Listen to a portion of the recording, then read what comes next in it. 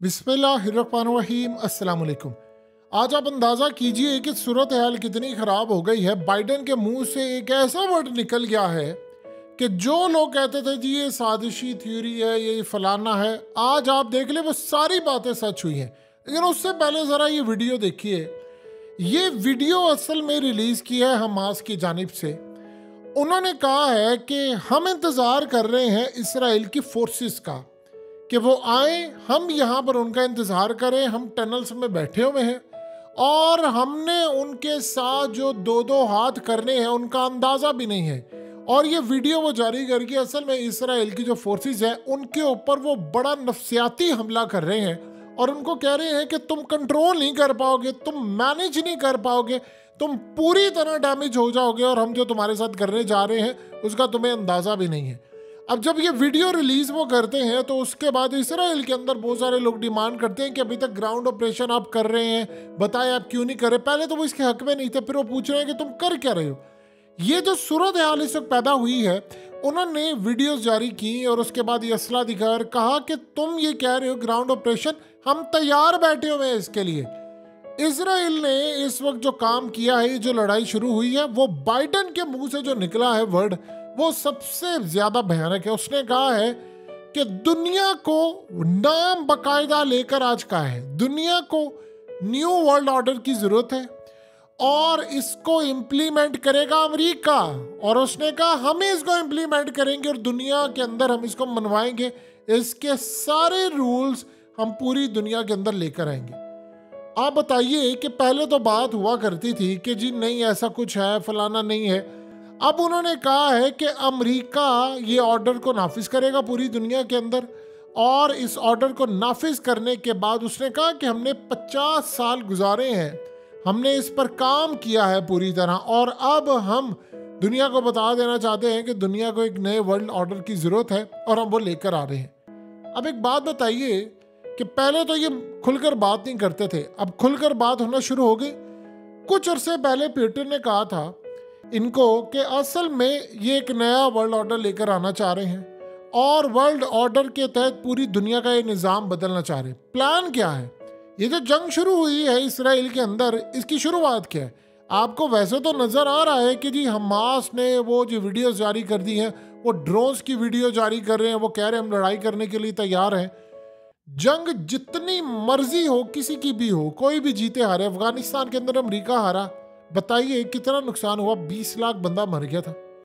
America ने admit किया, वो तो कह रहे ठीक है जी हमारे पास पैसा था, हम 23 साल बाद जूते खा के निकल गए, ठीक है उसकी दुनिया में ताकत कमज़ोर होगी लेकिन निकल गए ना।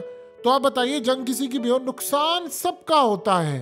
ये बात अगर हमें समझ आ जाए तो हमारे लिए फ़ायदा है। अब असल में जो सबसे बड़ी ये खौफनाक वीडियोज इसराइल के लिए जो जारी हो रही हैं, इसराइल इस वक्त शदीद पैनिक में आया हुआ है इन वीडियोज़ के बाद, क्योंकि उसके जो फौजी हैं, ख़ास तौर पर जो रिजर्व उसकी फ़ौज है, उसने असल में डायरेक्ट इनके साथ लड़ाई नहीं की। उन्होंने लड़ाई की हुई है फ़लस्तीनियों के साथ जिनके हाथ में पत्थर होते हैं। तो ये असल में जो मामला सामने आया है ये तो बड़ा भयानक मामला है।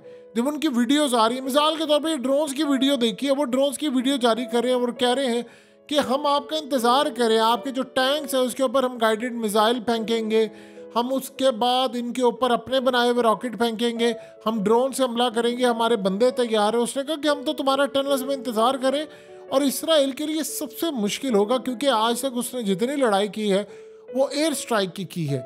ग्राउंड के ऊपर लड़ाई में तो ऑलरेडी उन्होंने कह दिया है कि हमें 1 साल कम से कम लगेगा जीतने के लिए। और वैसे तो अमेरिका ने भी अफगानिस्तान में कह दिया था, लेकिन सवाल ये पैदा होता है कि जो बाइडेन ने जिस वर्ल्ड ऑर्डर की बात की है वो क्या है।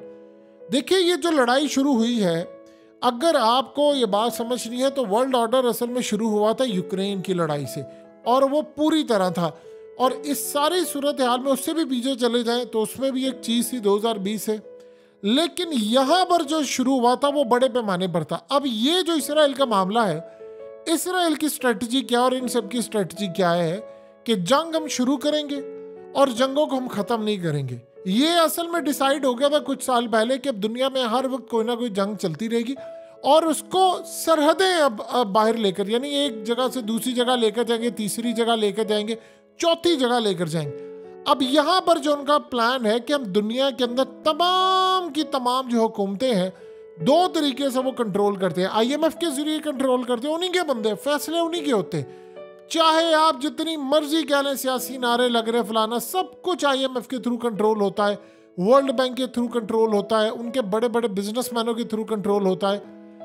जिन ममालिक में आईएमएफ डायरेक्टली इंटरवीन करता है वो तो समझ लीजिए सारे का सारा बैठकर इसराइल कंट्रोल करता है, उसको अमेरिका कंट्रोल करेगा, वो सारा कुछ करेगा।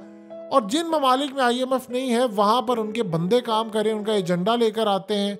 यानी किसी जगह पर वो आधा कामयाब है, किसी जगह थोड़ा कामयाब है, किसी जगह कुछ कामयाब है।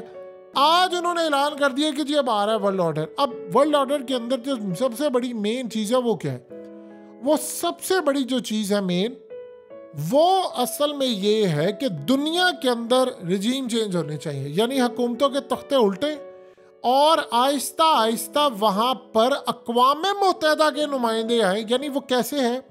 वो इस तरह है, वो इसका एक्सपेरिमेंट करने जा रहे हैं गजा के अंदर। ये जो हमास से यहाँ जारी की है वीडियो, ये असल में क्यों उन्होंने कहा? उन्होंने कहा हम तुम्हारा प्लान न्यू वर्ल्ड ऑर्डर का कामयाब नहीं होने देंगे। उन्होंने वीडियो जारी करके बता दिया है कि हम तुम्हारी तहस नहस कर देंगे। प्लान है अमेरिका का जो और इजराइल का। वो प्लान क्या है कि हुकूमतों के उल्टेंगे हम तख्ते उलटने के बाद वहां पर यूनाइटेड नेशन बैक्ड हुकूमत कायम होगी। कैसे? अब इन्होंने प्लान क्या किया, ये अक़वाम मुत्तहिदा से बातचीत कर रहे हैं कि हम जब ऑपरेशन यहाँ पर करेंगे, हमास को फारिग कर देंगे, जाहिर सी बात है तो वो फ़लस्तीन का लैंड, तो वहाँ पर हम हुकूमत कायम करेंगे। हो सकता है किसी मुसलमान की कर दें, किसी की भी कर दें हुकूमत, लेकिन वो अल्टीमेटली काम कर रहा हो इनके एजेंडे पर। और मिसाल के तौर पर उसका मामला होगा कि वन गवर्नमेंट, यानी एक ही हुकूमत होगी जिसका हेडक्वार्टर होगा यरूशलेम, इसराइल से कंट्रोल होगा। और बंदे यानी अब यहाँ पर वो लेकर आ जाते हैं, मिसाल के तौर पर एक दो चार बंदों की हुकूमत, किसी को बना देते हैं प्राइम मिनिस्टर, किसी को बना देते हैं, और उसको अक़वाम मुत्तहिदा कहेगा कि जब तक कंस्ट्रक्शन नहीं होती यहाँ पर गजा के अंदर, चूँकि बमबारी है, बिल्डिंग्स गिर गई हैं, तो तब तक इनकी हुकूमत रहेगी। अब वो ऐसा ऐसा हुकूमत जो होगी वो सिर्फ बराए नाम होगी, यानी दो बंदे होंगे और उसके फैसले ही होंगे। बाकी ममालिक में ये असल में जो चाह रहे हैं कि जो जंग है, इसके बाद हम इस जंग को इसराइल से बाहर लेकर जाएं, अपनी सरहदों से जब बाहर लेकर जाएं तो जिन ममालिक में जंग पहुंचे वहाँ पर अनारकी पैदा हो जाए और वहाँ पर हुकूमतों के भी मसाइल पैदा हो, सारी दुनिया के अंदर हो, महंगाई से लोग तंग हो, बेरोज़गारी से हो। इस तरह करते करते हम पूरी दुनिया के अंदर एक निज़ाम अपना लेकर आएंगे, सबकी हुकूमतें जाती जाएंगी, वहाँ जो नुमाइंदे होंगे वो यूनाइटेड नेशन के होंगे और उसको डायरेक्टली पीछे से बैठकर कर रहा होगा इसराइल कंट्रोल। ये पहला स्टेप। नेक्स्ट स्टेप के अंदर वो नुमाइंदे भी ख़त्म हो जाएंगे और आहिस्ता आहिस्ता पूरी तरह इसराइल के अपने लोग जाएंगे और हर जगह पर जा जाकर हुकूमत कायम करेंगे। मिसाल के तौर पर चाहे अमेरिका के अंदर हो या कुछ हो, इसको शुरू कर दिया, चाहे इसको कंप्लीट करते करते 50 साल लग जाए, 100 साल लग जाए, जितना मर्जी अरसा चले, लेकिन यही अल्टीमेटली एजेंडा है कि डायरेक्ट अहकामात आएंगे यरूशलेम से और उन अहकामात को आगे पूरे करेंगे। क्यों? उसकी क्या वजह है? ये बिलीव जो करते हैं और ये जो इनका मामला है, वो कहते हैं कि जी असल में इसका कॉन्सेप्ट कुछ इस तरह से है कि हमारा जो आएगा मसीहा, वो असल में यहाँ पर आएगा और यहाँ से जो ऑर्डर करेगा वो पूरी दुनिया उसको मानेगी। तो उन्होंने उसके आने से पहले उसकी जो ग्राउंड है वो तैयार कर रहे हैं और उस ग्राउंड के तहत नेक्स्ट स्टेप ये होने वाला है कि दुनिया की जितनी बड़ी कंपनीज हैं, चाहे वो सोशल मीडिया की हो, कारोबारी हो, उन सब के आहिस्ता आहिस्ता जो हेडक्वार्टर्स हैं वो इसराइल में इन्होंने मुंतकिल करने, यानी सबके सब हेडक्वार्टर्स जो है वो आहिस्ता आहिस्ता इसराइल में जाना शुरू हो जाएंगे।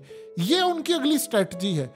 अब इस सारी सूरत हाल के अंदर जो इनके मुंह से आज अमेरिका के मुंह से निकल गया, बताएं तो सही ना, पुतिन ने क्या कहा? उसने कहा ये एक वर्ल्ड ऑर्डर लाना चाहते हैं जिसके तहत ये चाहते हैं कि निज़ाम थोपा जाए। उस वर्ल्ड ऑर्डर के तहत बहुत सारी चीज़ें हैं, खाना कंट्रोल करना है उसमें, उसके तहत आपको फ्यूचर के अंदर इन्होंने जो काम करना है वो आप जानवर ज़िबा नहीं कर पाएंगे। ये उसका नाम लगा दे कि जी कोई बीमारी है, जी फलाना है, जानवर ज़िबा नहीं करेंगे, ईद के ऊपर कुर्बानी नहीं होगी, कुछ भी कर सकते हैं।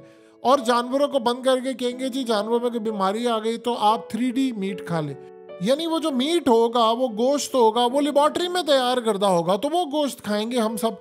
और उसी को तहत लेकर खाने से लेकर तमाम चीज़ें, मौसम, ये तमाम की तमाम चीज़ों में कंट्रोल होंगी। इसके अलावा जो ऑर्डर जारी होगा वो पूरी दुनिया के अंदर इम्प्लीमेंट होगा। उन्होंने ये 2020 में करके देख लिया और आप सब ने देखा है, एक चीज़ आई थी और सारे हम लोग घरों में लॉक हो गए थे, यानी वो उन्होंने एक ऑर्डर करके देख लिया हुआ है और उसके बाद अब ये पूरी दुनिया के अंदर न्यू ऑर्डर्स जो हैं वो लेकर आने हैं। आप बताइए कि बाइडेन को ऐलान करने की जरूरत क्या थी? उसने असल में एजेंडा वो रखा है जो दुनिया की ताकतों का है। अब उस एजेंडे को जो पूरा नहीं होने दे रहा, उनमें दो ममालिक सर फहरिस्त हैं, एक है रूस और एक है चाइना। रूस की ताकत ये है कि वो जंग जीत चुका है, चाइना का मसला ये है कि उभरती हुई ताकत है।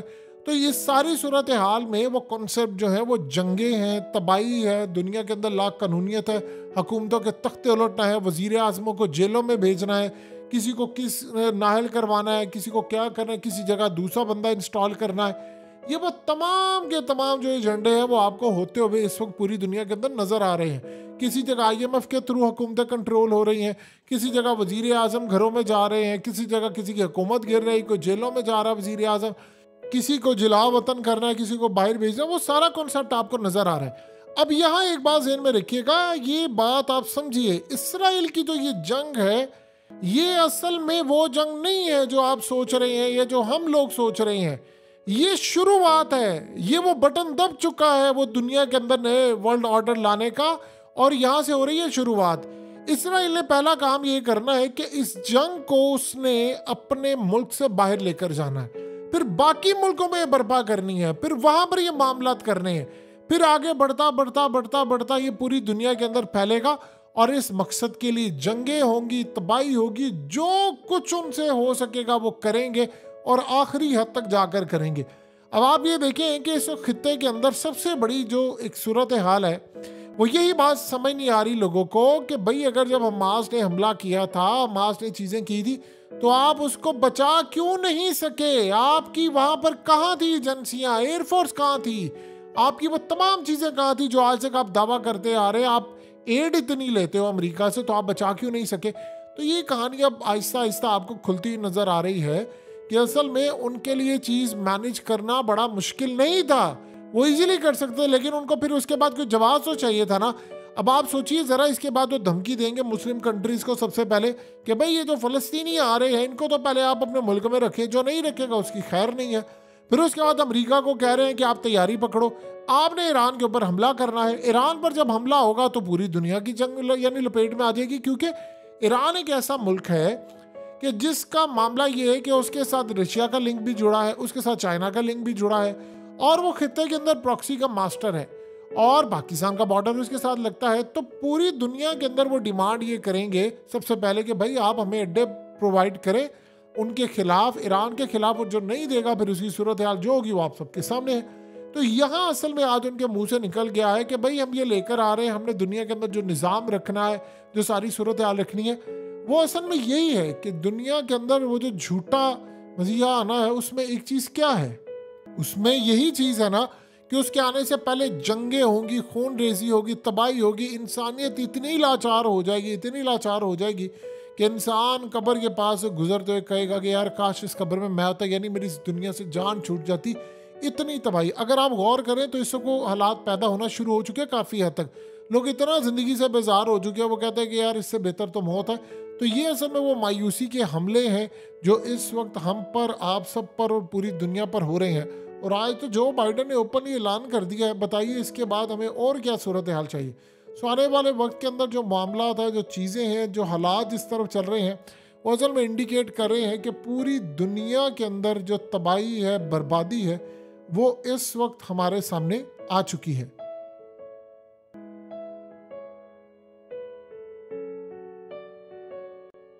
हकीकत टीवी को सब्सक्राइब करना मत भूलें, वीडियो को लाइक करें, शेयर करें और कमेंट सेक्शन में अपनी राय का इजहार ज़रूर करें।